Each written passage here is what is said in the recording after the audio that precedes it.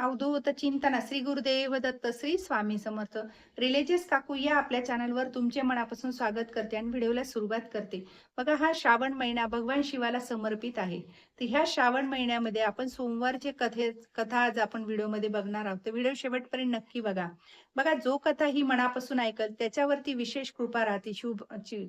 आणि प्राचीन काळी एक दिवस नारद मुनी भगवान शिवाला भेटण्यासाठी गेले.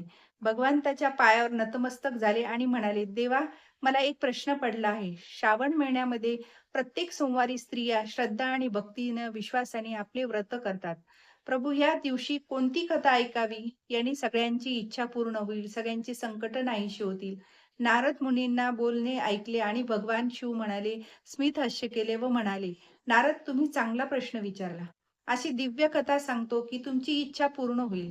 द्वापार युगामध्ये नंदिकापूर नावाचे गाव होते.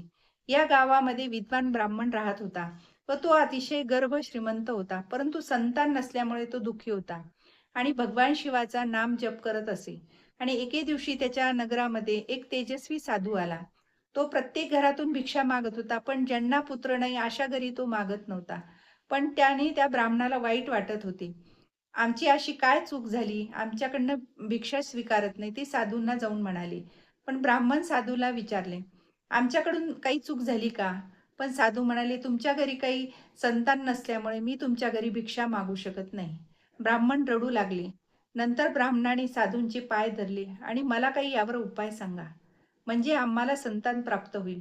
साधूने त्यांना उपाय सांगितला.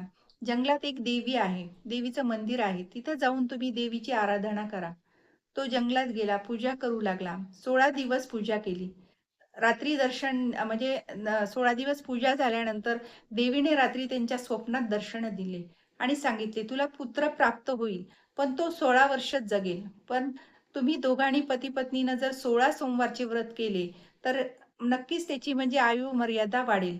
तर हे आंबा तू तुझ्या बायकोला खाऊ घाल. आणि मग ती समजा तो विद्वान ब्राह्मण आहे, त्यांनी त्याच्या बायकोला हे आंबा खायला दिला आणि ते आंबा खाल्ल्यानंतर ती बाई म्हणजे गरोदर राहिली आणि ओम नमः शिवाय, ओम नमः शिवाय हा जप करत राहिली आणि ती गर्भवती. म्हणजे त्यांना नंतर मुलगा झाला. त्याचं नाव सोमेश्वर ठेवले. अतिशय मुलगा तेजस्वी होता आणि दोघेही पती-पत्नींचे म्हणजे चिंतेत पडले होते, की आता हा 16च वर्षाची आयु आहे.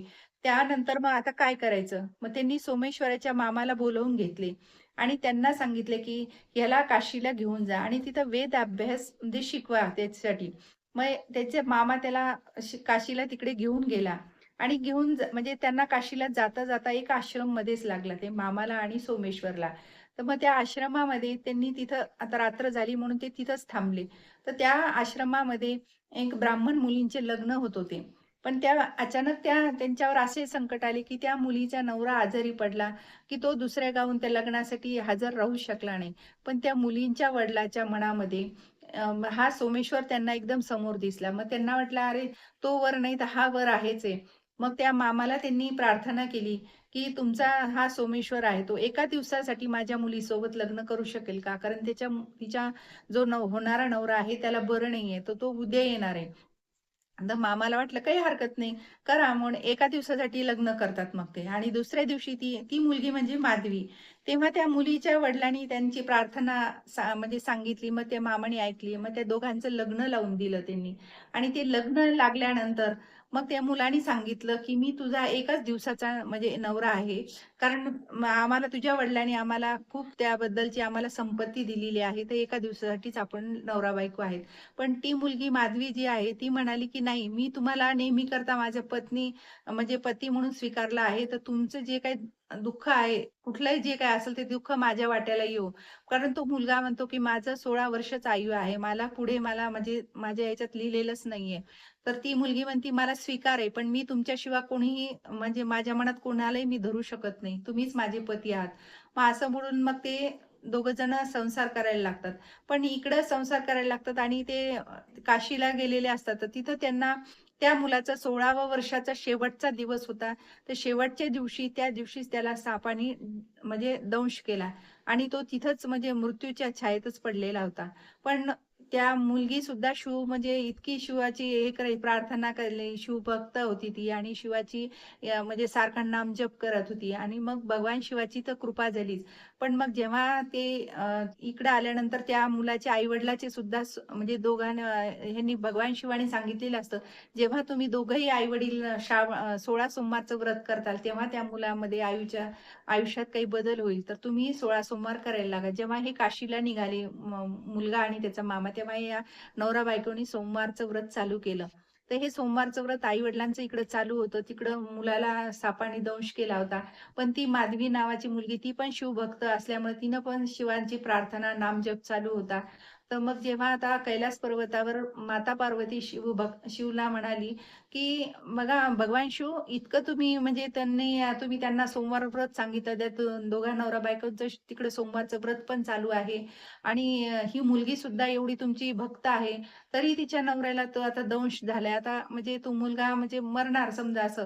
पण तेव्हा भगवान शिवानी तिथं यावं लागलं भगवान शिवाला. कारण त्या मुलीची सुद्धा इतकी प्रार्थना आणि नामजप, तिची सुद्धा इतकी शक्ती होती, भक्ती होती भगवान शिवावर. तर त्यामुळे त्या भगवान शिवाला आणि माता पार्वतीला तिथं त्या सोमेश्वराचे प्राण वाचवण्यासाठी यावं लागलं. आणि तिथं येऊन त्या दोघंही त्या नवरा-बायकोला सोमेश्वर आणि माधवीला समजा कृपा आशीर्वाद प्राप्त केले आणि त्याचा प्राण परत त्याला वापस दिला भगवान शिवानी. तर हे आणि मग हे सगळं झाल्यानंतर तो म्हणजे मुलगा उठला. मग भगवान शिवाच्या, माता पार्वतीच्या नतमस्तक झाले तो दोघा नवरा-बायको आणि त्या दोघा नवरा-बायकोंना सुद्धा भगवान शिव, माता पार्वतीचा आशीर्वाद मिळाला. आणि नंतर मग त्या दोघे जण ते आपल्या गावाकडे परत आले आणि आई-वडिलांचा सुद्धा नमस्कार केला. आई-वडिलाला सुद्धा नतमस्तक झाले. तेव्हा त्यांचं 16 सोमवारचं उद्यापनच होतं तिकडं आई-वडिलांचं. कारण त्या दोघांनी 16-16 सोमवार केलेले होते. आणि ह्या 16 सोमवारी उद्यापनाच्या दिवशी आपला मुलगा वापस आला, आपली सून म्हणजे लग्न होऊन आला. आपलं त्याच्यात त्यांना इतका आनंद झाला, की त्यांचा आनंद गगनात मावेना. मग त्यांनी भगवान शिवाला नतमस्तक झाले. भगवान शिवानी हे व्रत सांगितलं होतं. त्यांचं म्हणजे पूर्ण व्रत म्हणजे त्यांचं आता संकट निवारण झालं होतं. मुलगा जो काही 16 वर्षाचा आयु जगणार होता, तर त्याला दीर्घ आयुष्य मिळालं. कारण भगवान शिवाचा आशीर्वादच असा होता, की तू दीर्घ आयुष्य होतं. नंतर हे म्हणून हे व्रत त्यांनी असं हे केलेलं, की त्या दिवसापासून जे काही किती मोठ्यातली मोठी अडचण जरी आपल्यावर आली, तर आपण हे 16 सोमवारचं व्रत जर केलं, तर नक्कीच आपल्या अडी-अडचणीमधून आपले संकट आपले निवारण होतात आणि आपल्याला भगवान शिव, माता पार्वती आपल्यावर प्रसन्न होते. आणि बघा आता सोमेश्वरला जर एवढं 16 वर्षाचं आयु असताना त्याला दीर्घ आयुष्य मिळालं, तर आपल्या जर काही अडचणी असतील, तर आपल्या नक्कीच अडचणी आपल्या सुद्धा निवारण होतील. म्हणून हे 16 सोमवार व्रत इतकं पॉवरफुल व्रत आहे, की जो कोणी आपल्या शक्तीने, भक्तीने करेल, आपल्या जसं तुम्हाला करता येईल तसं, तर त्यांच्यावर नक्कीच भगवान शिव, माता पार्वती प्रसन्न होतील. त्यांना जसे प्रसन्न झाले, तसे तुम्हा आम्हा सगळ्यांना प्रसन्न व्हावं, हीच ईश्वरचरणी प्रार्थना. श्री स्वामी समर्थ. जय जय स्वामी समर्थ. माझी जर ही कथा तुम्हाला आवडल्यास लाईक, शेअर आणि सबस्क्राईब करायला विसरू नका.